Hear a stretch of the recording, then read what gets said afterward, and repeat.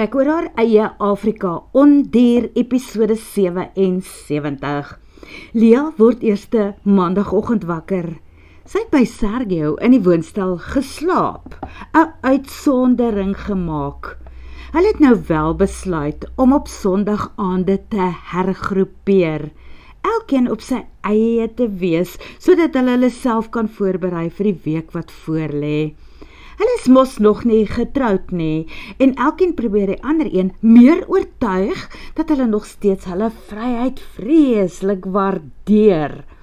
Maar nou met die leeuwtjies daar, deel Lia en Sergio 'n situasie. Hulle moet gereeld vir die tweekies bottel gee.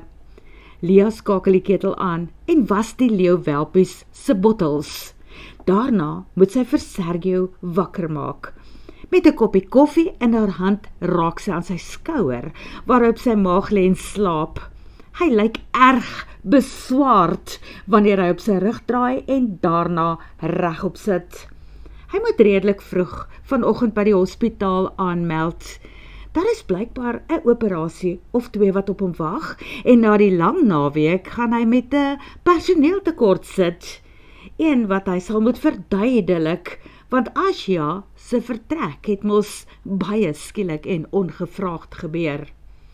Net met 'n kort broek en kaal bolyf help Sergio vir Lia om die welpies te voed. Hy lig Lia se blousie en loer vinnig na die plekkies waar Dr. Klets rondom haar naaltjie gesny het. Hy druk liggies langs die onderste een en toe vra hy, "Is enige iets hier nog seer?" "Nee, Sergio, ek is nou gesond. Hou op om my soos 'n pasiënt te behandel. Vat my nou en maak my joune." "Huh?"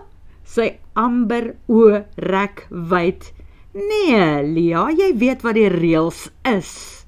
Hy stap badkamer toe om te gaan stort en Lia lag al te lekker, omdat hy die deur versigtig tussen hom en haar opknip sit en die sleutel draai, net vir ingeval sy seker daar instorm en probeer om hom op 'n koekie seep te laat gly. Wat 'n fantastiese mens. Soms kan sy nie glo dat so 'n mooi, seksie en goedige man gekies het om net hare te wees nie. Die raarste is dat hy makliker by hierdie ongevraagde staat van celibaatheid van hulle aangepas het as sy.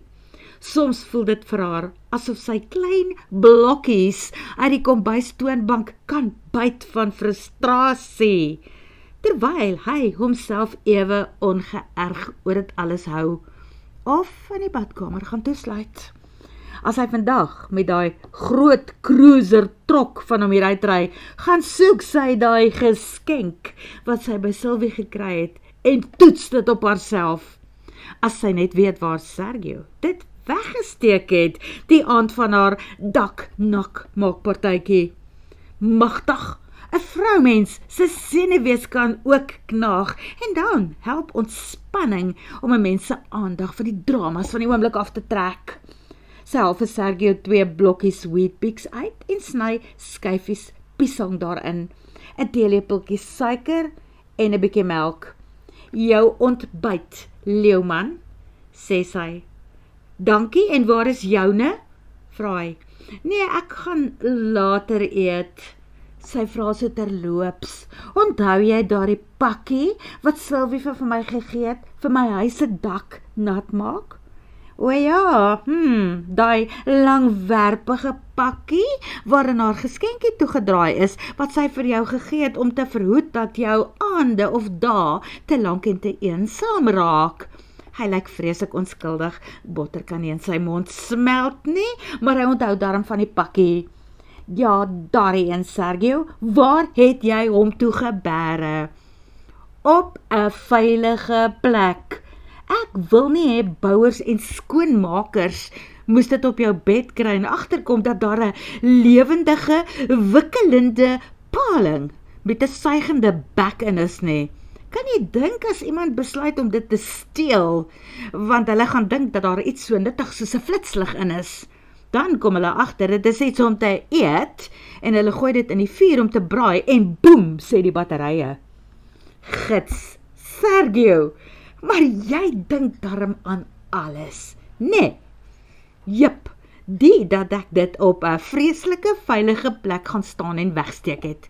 Sergio eet die laaste bietjie van sy pap, toe groet hy haar en die welpies. Is jy seker dat jy alleen gaan regkom met hierdie 2 woelwaters? Nee, glad nie, Sergio. Ek dink jy moet die dag verlof neem en by die huis bly. Hy huiwer. Dit gaan nogal moeilik wees, Lea, veral met die klomp vakansiegangers wat seker tot wie weet watter tyd vandag hulle alies gaan lê en afslaap, dan's ek alleen by die werk. Of anders is hulle besig om te pak of pad te gee, want daar loop mos nou deesdae 'n zombie-leeu in julle kamp rond. Sergio frons diep voordat hy in alle opregtheid sê, soms weet ek nie wanneer jy ernstig is of wanneer nie, Lea, help my bietjie uit hier. Wel, ek is ernstig oor jou mense, wat dalk gaan pak, maar ek het 'n grap gemaak oor jou om die dag af te neem. Ek moet in elk geval ook werk. En natuurlik sal ek regkom met die welpies. Ek sal selfs vir hulle gaan speelgoed uithaal tussen die goed in die stoor wat van Oumie se huis afkom in Pretoria. Maar intussen wil ek regtig graag weet, waar is daai geskenk wat Sylvie vir my gebring het? Los eers daai geskenk. Ek sal dit vanaand vir jou gaan uithaal, daar waar ek hom weggesteek het. En miskien kan ons soms self 'n bietjie toets saam, beloof hy en trek haar eers weer teen hom vas. Hy soen haar op die mond, lig haar gesig op en streel met sy lippe oor haar ken en daarna teen haar nek af, net voor dit by die 2 heuweltjies kom wat onder haar hempie wegkruip en toe stop hy. Jou onmoontlike man, sag sy. Hy laat haar na haar asem snak en dan los hy haar weer. Want net daarna stap hy uit na sy bakkie toe.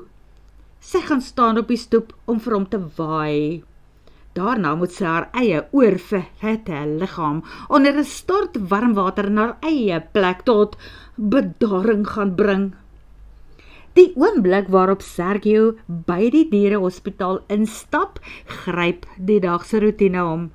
Hy amputeer die kleinste van klein olyfbyvreter se voetjie, wat aan 'n stukkie rafel hang, nadat dit iewers in 'n draad vasgehaak het, en die voeltjie al om die draad gevlieg en gesukkel het om los te kom.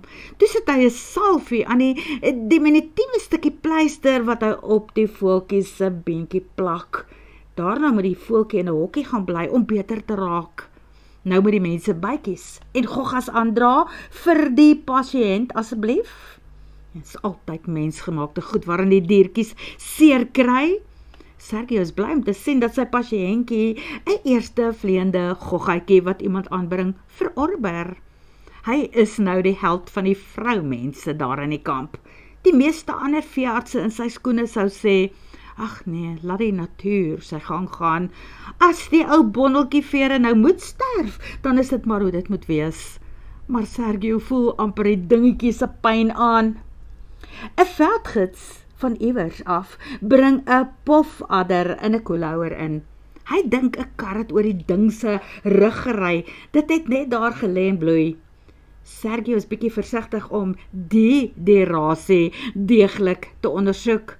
Hy moet eers moed bymekaar maak.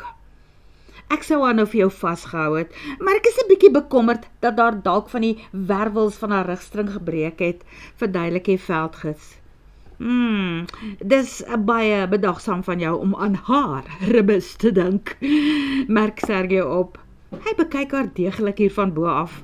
Hy dink ook hy sien 'n bietjie bloederigheid daar, maar hy gaan nie dadelik 'n hand insteek om die dier om te dop om te kyk waar dit vandaan kom nie.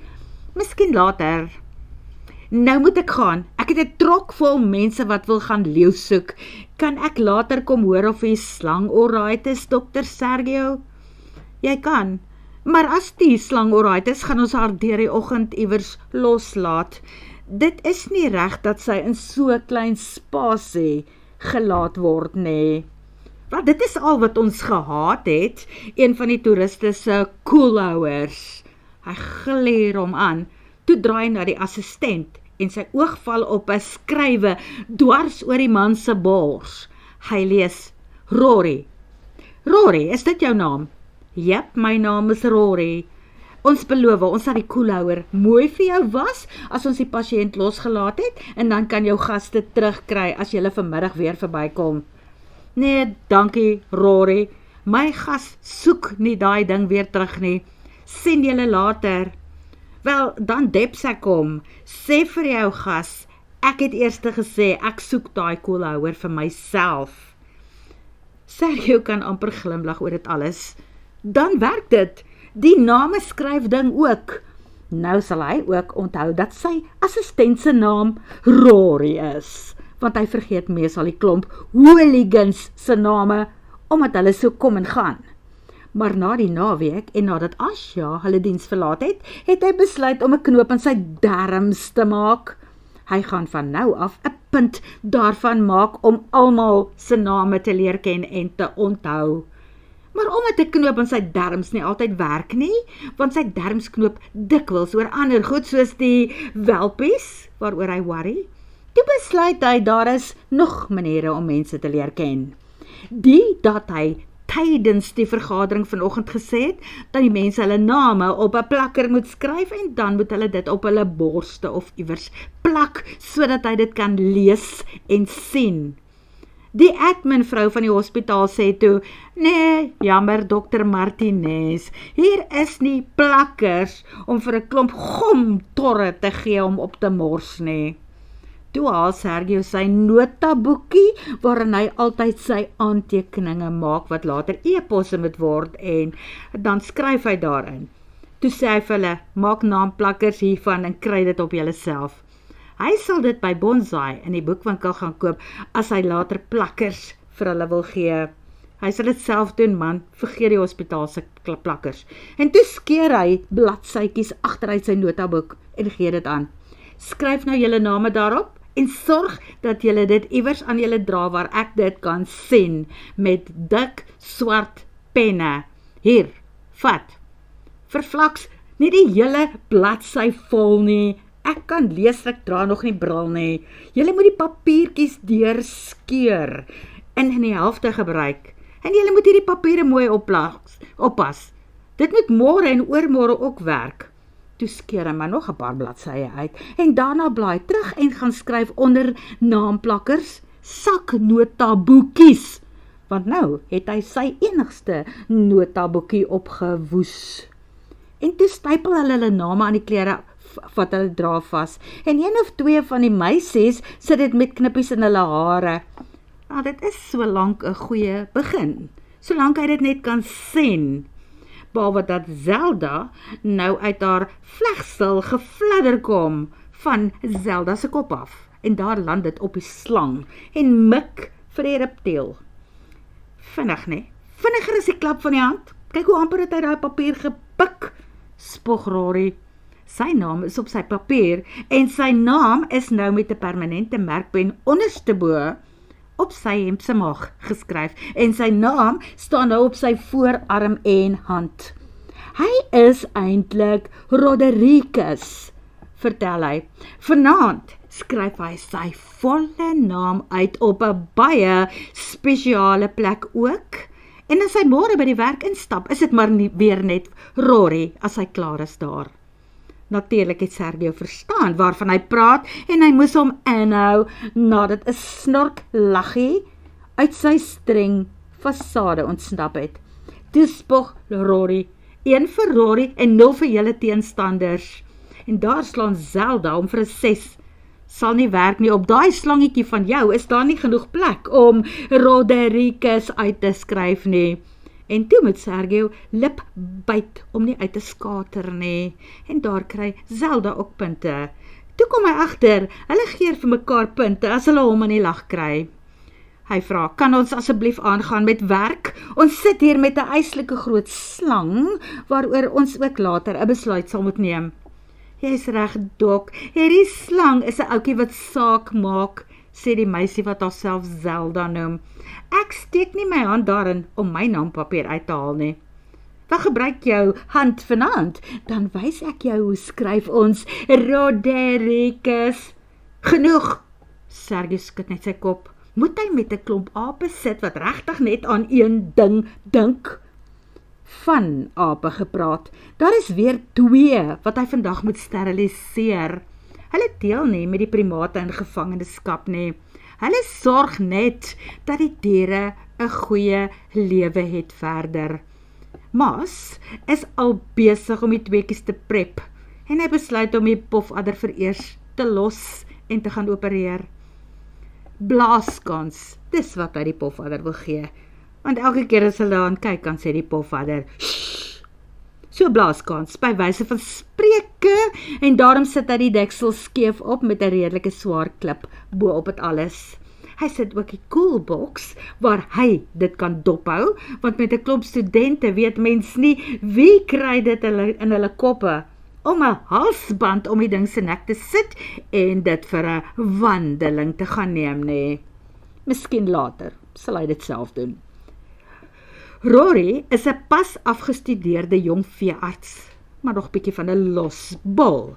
En vandag is hy weer Sergio se assistent terwyl hy op die 2 ape opereer. Rory bewerk die narkose, maar sy oë bly draai in die rigting van die slang. Weet jy, Dok Sergio, ek dink ons moet hierna vir daai slang ook narkose gee. Dan neem ons plate van sy wervels en ribbekas. Ja, dis nie 'n slegte idee nie, dit kan seker werk, stem Sergio saam. En toe hulle klaar is, bring Rory en nog iemand die kolouwer nader, want dit is swaar en hulle dra aan weerskante. Hulle tel dit op die gladde vleklose staalblad van die teater, en toe roep Rory opgewonde uit en Sergio deins effens terug. Saam met die yslike groot slang is daar nou 8 vet klein slangwurmpies by haar in die kolouwer. Dan is dit wat aan die gang was. Sy was in kraam. Pofadders is eierlewend barend. Herinner Rory hulle nou weer. Amazing! Dit is so cool. Wel bly om te sien dat sy nie regtig stikkend gery was nie, stem Sergio saam. Hy is mos 'n natuurlewe veearts. Op sekere stadiums sukkel hy net hard om te onthou dat hy 'n dokter vir giftige slange ook moet wees. Maar na dese het moeder en babas nie te veel aandag meer nodig nie. Hy en Rory sal haar en haar spannetjie later gaan vrylaat. Iewers in 'n klein stukkie paradys langs 'n afgeleë plek by die rivier. Hy wil in elk geval met die jongman praat, 'n paar idees aan hom toets en hoor wat die gevoel regtig tussen hulle klomp uitlanders is, nou dat hulle weet dat daar 'n zombie-leeu in die omgewing is wat planne het om hulle almal te kom doodmaak. Sodat hulle ook zombies kan word, let wel. Dan herdoop hulle die leeuplaas as Zombie Town. Ja, want dit is die grappies wat mos nou daar loop tussen die klomp. Maar miskien moet hulle dit net ernstiger opneem. Hy wil beslis met Rory praat. Dit is dalk 'n goeie begin. Die spul het Hyper Navi van Injambaan af teruggekom. Sergio weet nie of dit 'n sterfte toestand en zombieskap is wat werklik gaan verskil maak aan die klomp se toestand nie. Hulle is meesal uitgeput en opgebruik. En nou was dit too much wine, too much sun en too much song daar by die see. Die dat hulle vandag vrek traag lyk. Dink jy die klompie slangetjies sal dit maak as ons hulle net nou in die natuur vrylaat? Vra Sergio en sit die deksel weer terug. Hy aanvaar dat Rory meer weet van slange as hy. Reptiele was nog nooit sy eerste belangstelling nie. Wel, hulle kans op oorlewing is enige plek ewe goed of sleg. Slange het 'n redelike hoë vrekte syfer, erken Rory. Ons kan vir hulle 'n mooi nes bou met klip en so aan, maar kort na hulle geboorte spat sulke klein slangetjies in elk geval uitmekaar, dan sorg hulle vir hulself. Hierdie ma gaan nie haar babas borsvoed of vir hulle kos aandra nie. Sergio gee grinnik. Ja, borsvoed is nou nie juist iets wat pofadders doen nie. Jy gee ook nie vir hulle bottelmelk nie, al spot die ouens soms, dat hulle nou so gefrustreerd is met iets anders. Hulle borsvoed sommer 'n pofadder. Hulle laai die koelhouer met ma en werpsel op Sergio se bakkie en hy wik en weeg 'n oomblik oor waarheen om te ry. Toe vat hy die rivierpad. Slange drink mos water. Dit is mooi daar en wintertyd is die pad sodat 'n mens nie elke 10 minute in die modder vassit nie. Dit is seker nie nodig om te ver te ry nie en dit is nie asof hy dit as prins beplan het nie, maar daar waar hy nou so half teen 'n koppie stilhou, kan hy Ralph se bouprojek aan die kant die smal stroom sien. Reentyd is veel meer water tussen hier en waar Ralph bou nie. Maar Ralph is nie op die oomblik daar nie. Hy is mos iewers in Pretoria. Hy en Rory klim uit. Hoe nou verder? Vra Sergio. Laat Rory maar die leiding neem. Nou bou ons 'n nes. Eers pak ons 'n sirkel met klippe, dan gooi ons van hierdie droë wintersblare in die sirkel, dan pak ons weer klippe om 'n soort huis en wegkreepplek te wees. Pofadders kamoufleer verstommend goed tussen droë blare. Jy sal 50 cm van een af wees en hom nie sien nie. Dit is mos nou juist hoekom hy nie vreeslik baie van die goed hou nie, besluit Sergio vir die hoeveelste keer. Maar Rory is vreeslik entoesiasties besig om huis te bou, en toe breek die oomblik aan. Rory haal die koelhouer uit, die bakkie. Vir Sergio lyk hy soos 'n aspirant vinkpa, wat trots sy eerste geweefde nes vir die vlam van sy hart gaan wys. Rory keer die koelhouer om en beduie. Hier is julle veilige vesting teen storms van die lewe. Maar om een of ander rede luister hulle nie. Ma en kinders versprei oor die aarde. Nou nie teen die spoed van lig nie. Hulle is nie mambas of kobras nie. Pofadders seil mos anders. Hulle is ribbes aangedrewe. Net toe verdwyn, twee van die twee oukies verdwyn in Rory se nes, maar die ma, die groote, sny 'n lyn. Is okay, Sergio, troos Rory, asof hy nie die een is wie se harde bouwerk pas verwerp is nie. Toe vra hy, jy het nie dalk 'n bier in jou bakkie nie. Die man het troos nodig. Ek het nogal. Sergio wil net omdraai en daarna toe stap, toe 'n helleveeg op en oor hulle afduik, 'n skelgeluid en toe 'n vlerk geklap, 'n ding wat die aarde met 'n harde slag tref. Hy wonder nog of iemand hulle met iets gegooi het, toe styg die slangarend met sy dikker as dik vons op. Die pofadder ma is nou in sy skerp kloue. Die arend vlieg gedraai oor hulle koppe en net so vinnig as wat die roofvoël sy verskyning gemaak het, verdwyn dit oor die boomtoppe. Hemel, het jy dit gesien? Steun Rory. En toe vra hy, waar kry ek daai bier in jou bakkie? Agter die sitplekke in 'n koelhouer, vir my 'n kremsoda asseblief. Sergio gaan sit op die klip, sy oë nog steeds verwonderd in die rigting waarheen die bruin slangarend verdwyn het. Dit is op sulke geleenthede dat hy wens, hy het 'n ordentlike kamera byderhand gehad. Van die feit is, hy het 'n ordentlike kamera, maar dit was nie byderhand nie. Rory kom terug met die drinks en gaan sit self op 'n klip. Sergio, begin hy nader dat hy diep aan sy bier geteeg het. Yes, Rory, wat? Kan ons asseblief nie vir daai veldgids vertel wat vandag hier gebeur het nie? Hoekom nie? Wil Sergio verbaas wees en maak sy blikkie met 'n klap oop. Want, en daar bars Rory in trane uit. Too much wine, too much sun, too much song. Okay, Rory, moenie worry nie, ek sal nie uitpraat nie. Sergio sukkel om sy gesig reguit te hou. 'n Rukkie later staan hulle op en stap na die bakkie toe. Tyd om terug te keer na realiteit toe. En hy moet met Katja gaan praat, finale reëlings tref. En dan moet hy die hartseer nuus aan Lia oordra, oor Navara. Wanneer die bakkie wegtrek, staan Makwakwa uiteindelik agter die struike op. Hy was op pad om te gaan water skep by die stroom. Toe speel daar die vreemdste toneel voor hom af. 2 wit mans wat 'n pofadder aan 'n arend offer. Hy het al gehoor die wit mense aanbid soms, maar hy het nog nooit een van hulle rituele gesien nie.